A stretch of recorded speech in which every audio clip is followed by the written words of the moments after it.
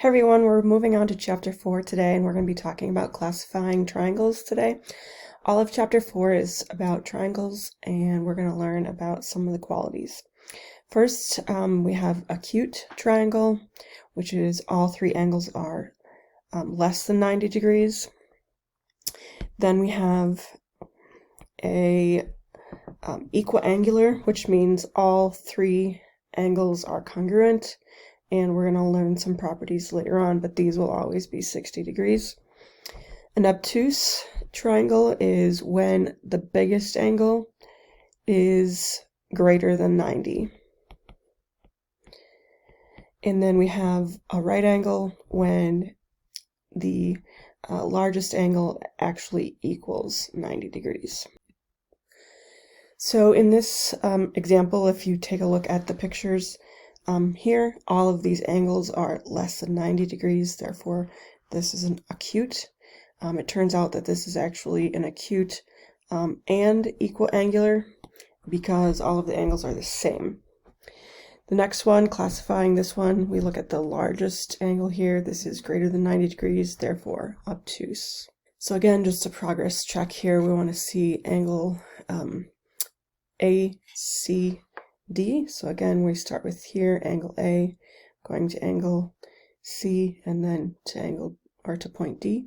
So if you look at that angle, it appears without some numbers that it's actually greater than 90 degrees. So therefore that would be obtuse.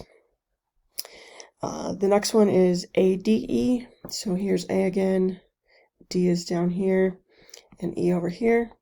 According to the diagram, it looks like it's 90 degrees, so we're just going to make some assumptions. Again, if we were looking at this geometrically, we would have to see that symbol in there to know for sure that it's 90 degrees. So just a couple more of other examples here. We want to know angle X, Y, Z here. And if you look at these two together, that's actually going to make 90 degrees, therefore this is a right angle. In this next picture, all of these numbers are less than 90, therefore this is called an acute triangle. So the other thing we can talk about is the specific names. So here we have the specific names. We have equilateral, which means all three sides are the same, they're congruent. So that's the same. The next one, at least two sides. So if we have two sides that are the same, we call that isosceles. The markings will look like this.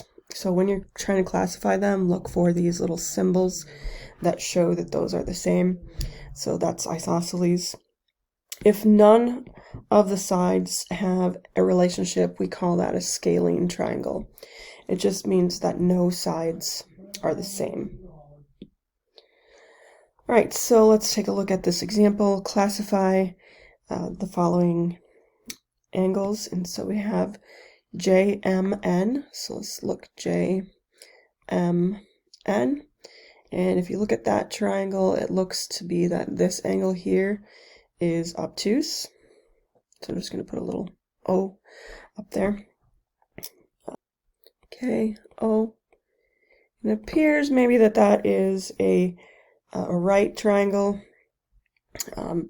and that these are also scalene because none of the sides were the same.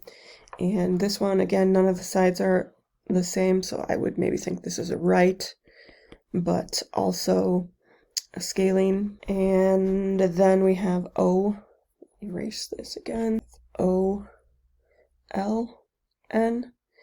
It appears to OLN maybe that all of those are actually the same. So triangle OLN is acute and equilateral.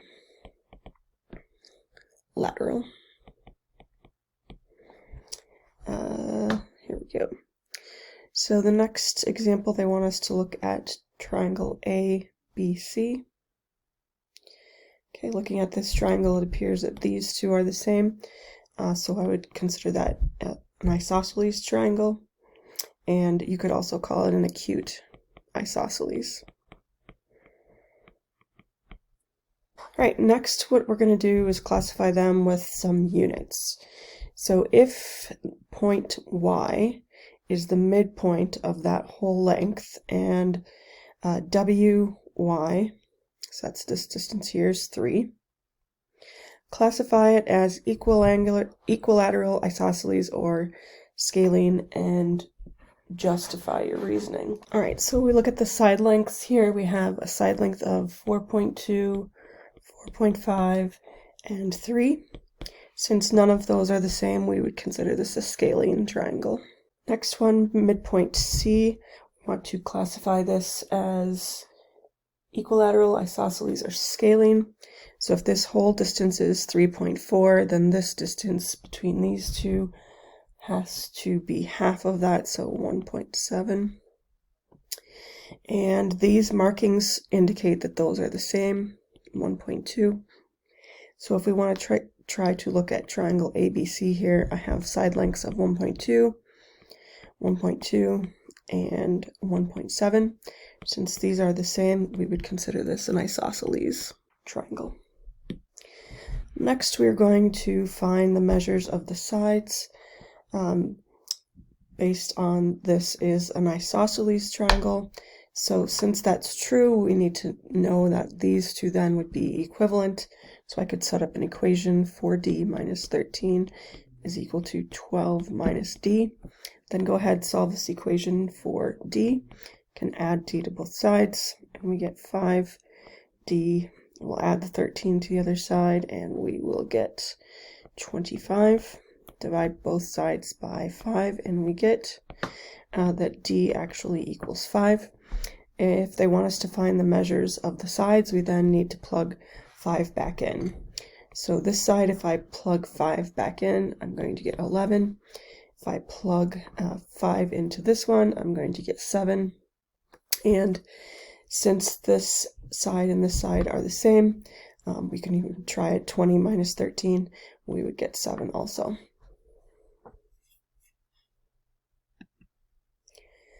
Okay, press pause. I want you to try this one out. It's the last one of the video. All right, so it says that each of the sides it's an equilateral triangle, which means all of the sides are the same. So I just chose A, B, and BC and set them equal to each other. Solved, and I got x equals 3. Plug 3 back into each one of those segments, and I got the value of 10.